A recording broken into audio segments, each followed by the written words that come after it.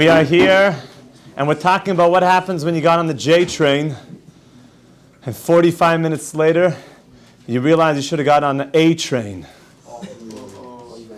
Oy vavoy. And you find yourself far away, late for your meeting, late for your tennis match. Happened to you last night. And you think, I got on the wrong train. Oy, why do bad things happen to good people? Only have the iPhone 13 Plus. Why do bad things happen to good people? I need the new one. But you know what the secret is? You're not on the wrong train. No, be careful next time. But you're not on the wrong train. Because God is sending you to collect the sparks.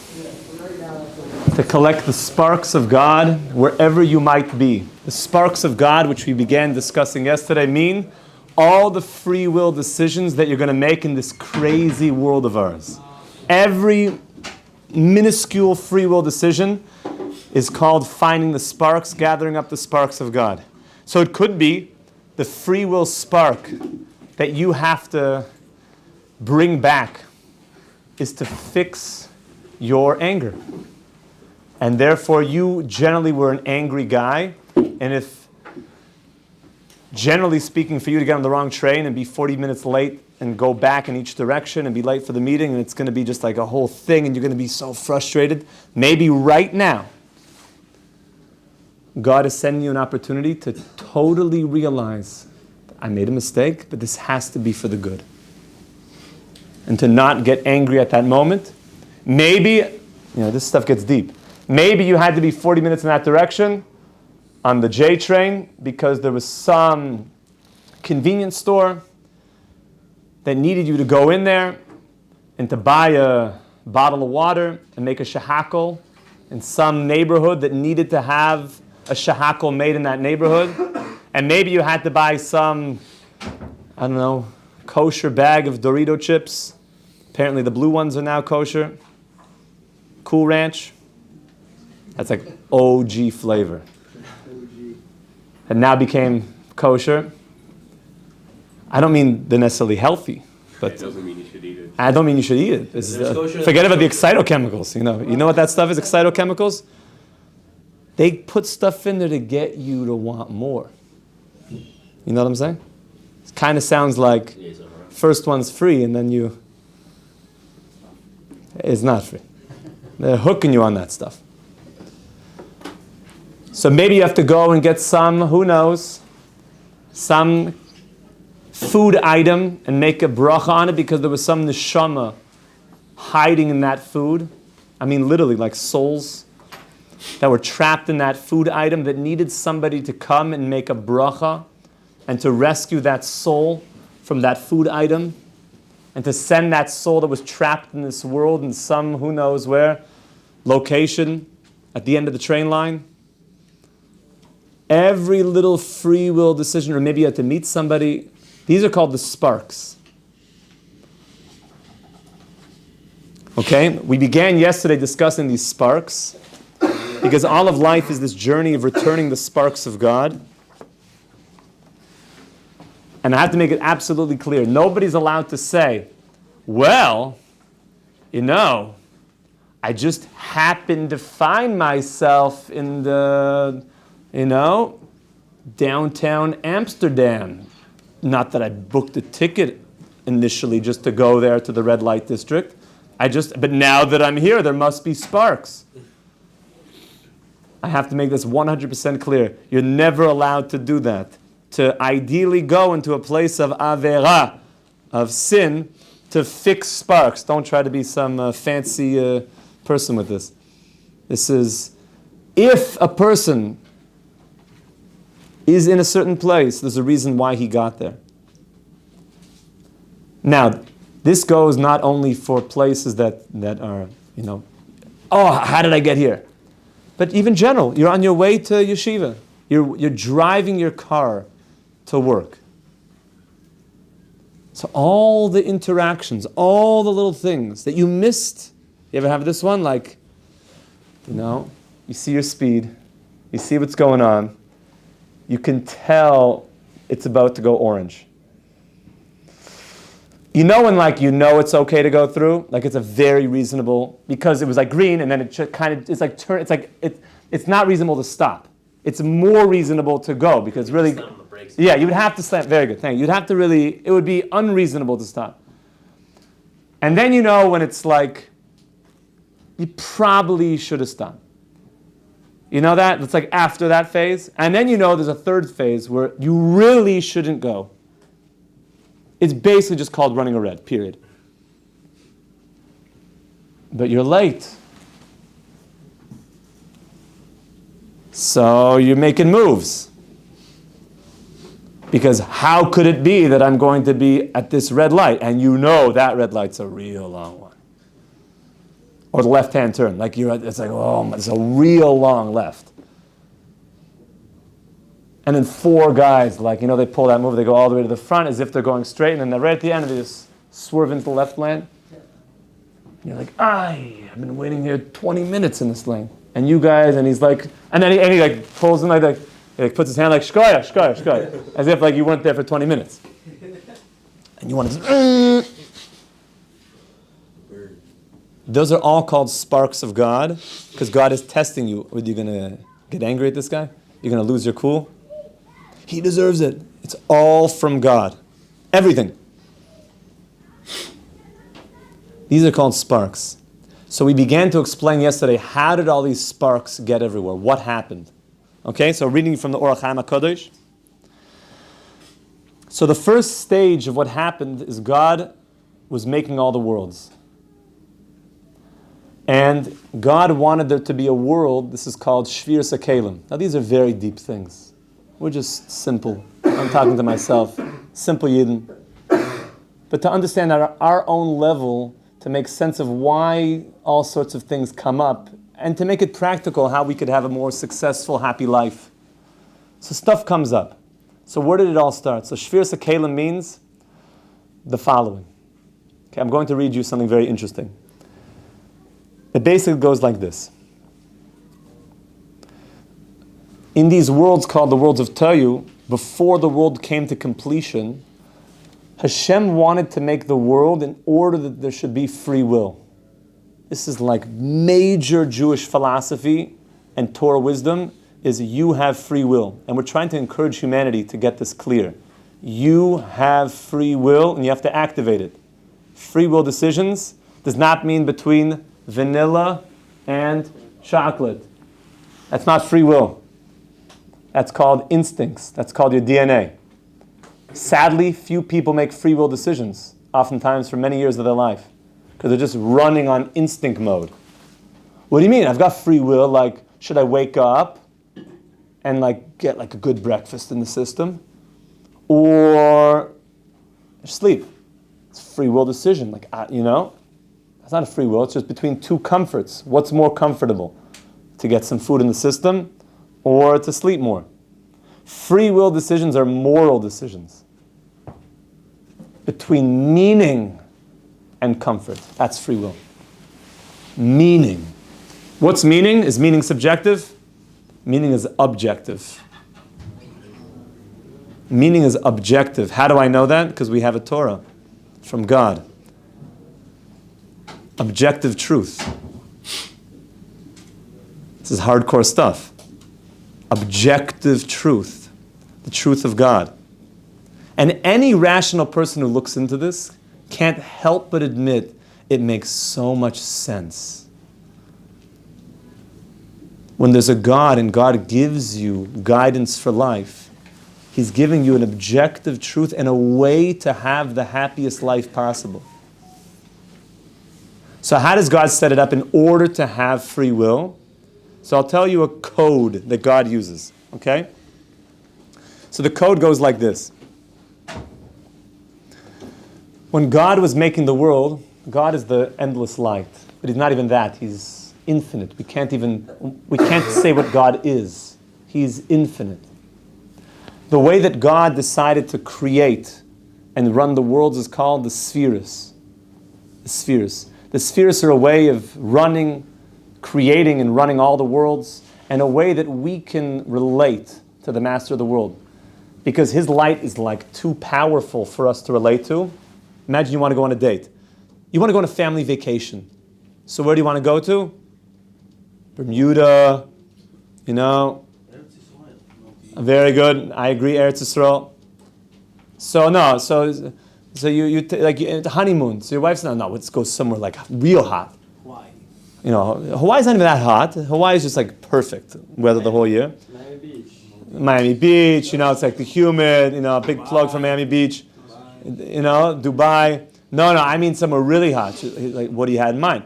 He's like, I want you to talk to Elon. Let's get into SpaceX. Let's go towards the sun. It's like Gandom right there, Rabbi. Let's go mamish. I want a real tan that's going to last. Let's go all the way up.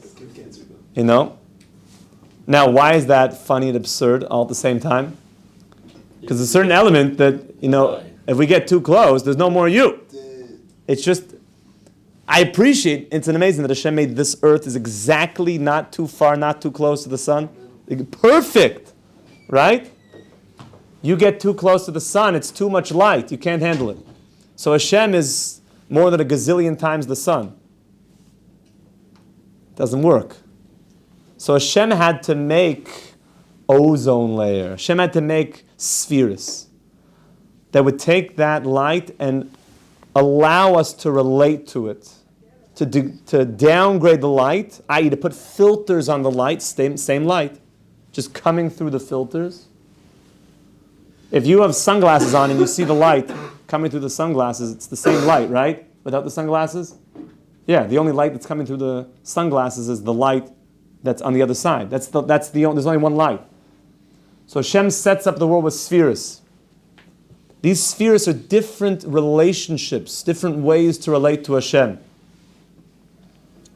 You know what the first one of the major relationships of the lower midot is called? Chesed.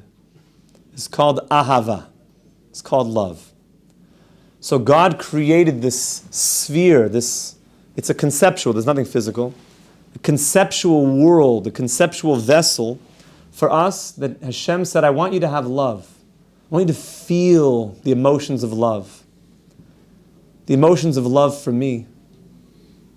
I want you to be able to relate to me in a way of a loving relationship.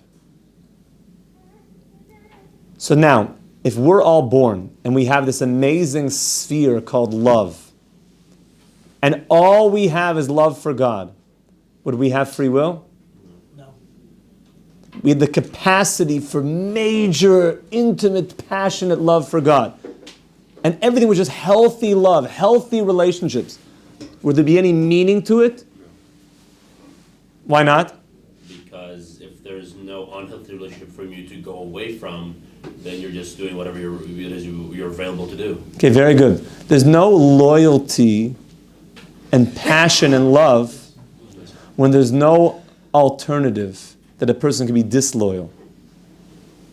So this is called the shattering of the vessels, is God shatters and creates broken love, fallen love, love that's found in the wrong places, like they say.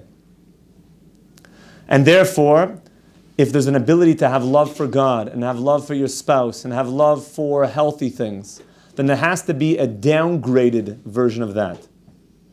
That's called one-night stands. That's called, I love fish. You don't love fish. If you loved fish, you wouldn't kill it and eat it. You'd have it in like an aquarium and feed it and be nice to it. Play it some classical music, some Vivaldi or something. You don't love fish.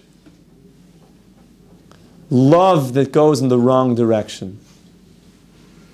So that's the fallen experience of love. Fallen love.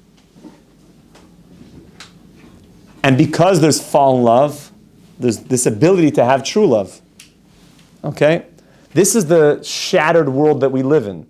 Is that a person could be in some place and be lured by fallen love. Oh, as soon as there's an allure for fallen love, it means that there's something, a spark there. And if you make sure not to be lured into it, then what happens? You grab that spark and you return that spark to Hashem, and all of the darkness of wherever you were starts to go away. Now this takes time, but this is literally, I'm describing all of life. That's why I said, I think a couple of days ago, if you can get this system here, you will understand that every second of your life you're doing very, very holy stuff. Or that you went to that place, back to the guy on the J train. So where's the J train go? Brooklyn? Probably a few J trains in this world. Somewhere in Brooklyn. J train? Yeah. Subway? Subway, yeah. Where does it go? No idea. I think it goes in Brooklyn. Goes in Brooklyn? I thought so. So he's somewhere in some random stop somewhere, and you go into that convenience store and you buy the bag of chips, and you realize yourself, you remember, Hashem, wait a second. There's a very funny story here. I got here and I'm hungry and it's late and I got to get some kosher or whatever stuff.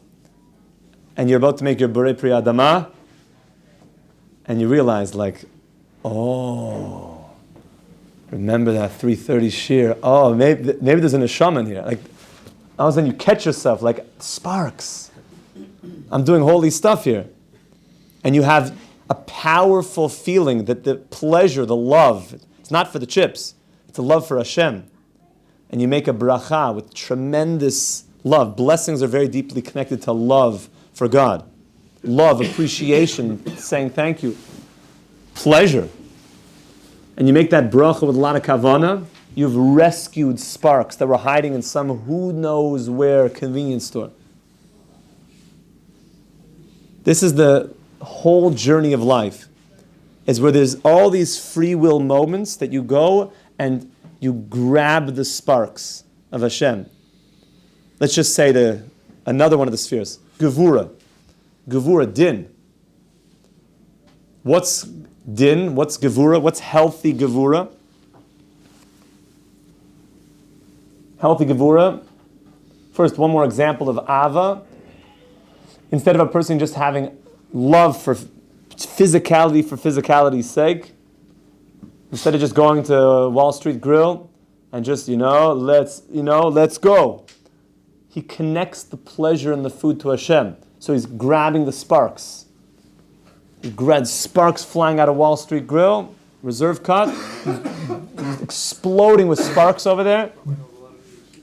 Because it says, the places that have the better flavors, you should know, it says there's a lot of sparks there. That's what it says. That's why Shabbos you eat the foods with the best flavors, because there's tons of sparks. You just elevate crazy stuff on Shabbat. So you have to elevate it, and don't get lost in it. Don't lose that opportunity. So now, to Gevura. What's Gevura? Gevura means when there's din. Gevura is also yira. So Shem says, I want there to be a relationship called fear. So what's healthy fear? What's healthy awe?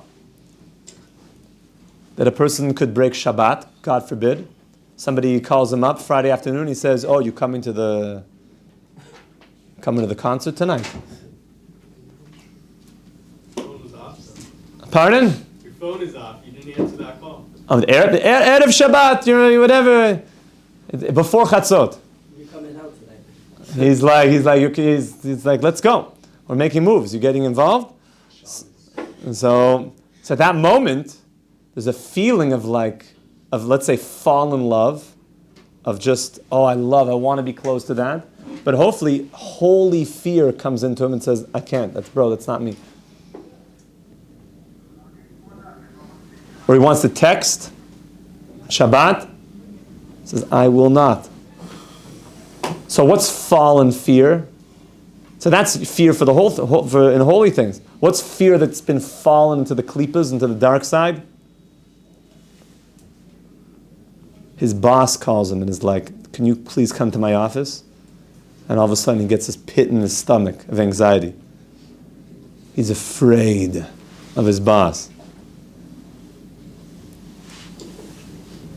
He applied to, some college somewhere, some Ivy League something. and he sees in his inbox the response, and he's afraid of what it might say. Hello, Mr. So-and-so. We would like to inform you that. That's all it says. And he has to open it up to see the rest. He's like, oh my goodness. Oh my goodness. Oh my God. He knows, like, this is it. Or they send the mail, like in a closed envelope, and he opens it. It's like, dear, he's like, I can't even read the rest. Why are you so, what's up with you? Why are you so afraid? Ein od milvado. Hashem runs the world. Why are you so afraid? That's called free will, that fear has fallen to the wrong places, and you at that moment need to not be afraid. Like, you know the boogeyman? You know him? Don't be afraid of the boogeyman. That's when fear has fallen. I want to tell you a very powerful thing. The Baal Shem Tov's father, our great Rebbe, the Baal Shem Tov, his father told him on his deathbed two things. Two things. And all the tzaddikim live with this. Today's the Yurtzeit of the Balatanya, who lived with this message. Remember this message the rest of your lives. The first thing he told him on his deathbed, he said, fear nobody but Hashem. Fear none but the one. Fear none but the one. Have no fear of anything. That's all yirach hitzoni. Don't be afraid of anything. Your principle, don't be afraid. It's only Hashem. Nothing. Treat people with respect, obviously. But fear, only fear Hashem. If you do what Hashem says, the 613 mitzvot, you'll be good. And for all the nations of the world, they have to keep 7 mitzvot. The Sheva mitzvot, B'nai Noach, keep 7 mitzvot. Don't fear anything except Hashem. You know what the second thing he told him is? And just love every single yid. Love human beings. Love everybody. Show them tremendous love. It's amazing, right? If you remember that, it's all distilled down into those two things. What did he do? He fixed the 2 first sfirot. Have real love, healthy love, and not to have unhealthy fear. And you go down all the sfirot, Tiferet. We'll end with this. Tiferet means what? To make Hashem beautiful. What's the fallen Tiferet? When you just live to make yourself beautiful, to make your house more beautiful, to make your clothes more Louis Vuittoned and Gucci'd out, more drippy, more iced out, whatever it is. What about Shabbat? That's for Shabbat. I'm doing it for you, Hashem. What about during the week a person, there's halachot that a Jew especially, and really all of humanity, and humanity used to be much better at this, to dress in a dignified way, to be dignified. What do you mean by that? So, like, respectfully? The best English word is you should be dignified. You should have self-respect the way you dress. Not to be schlumpy, not to be low, to be mamish, dignified. You know why? Because you're doing it for Hashem. Some suits, like power suits, are a bit, they could be more about oneself. But if you wear a power suit and you talk about Hashem all day, it's fine. Make Hashem beautiful. Make Hashem beautiful. Make Hashem beautiful. That's healthy Tiferet. Can your home be beautiful? It should be. If you talk about Hashem all day in the house. But if your home is beautiful, but you don't talk about Hashem, it's not about Hashem, it's about you. That's why the halacha is, and this is mashka, make shuls great again, is that your shul has to be nicer than your house. If you spend all this money in this new renovation in your house, but the shul doesn't look so beautiful, doesn't look good up there. Hashem says, what, you made your house nice, but my house, you left like, in need of some new marble and without a chandelier? Oh, your chandelier in your house. Oh, you're okay with that. What about my chandelier? What about my house? Hashem is saying. That's #mashka. Call to have a wonderful day. All the best.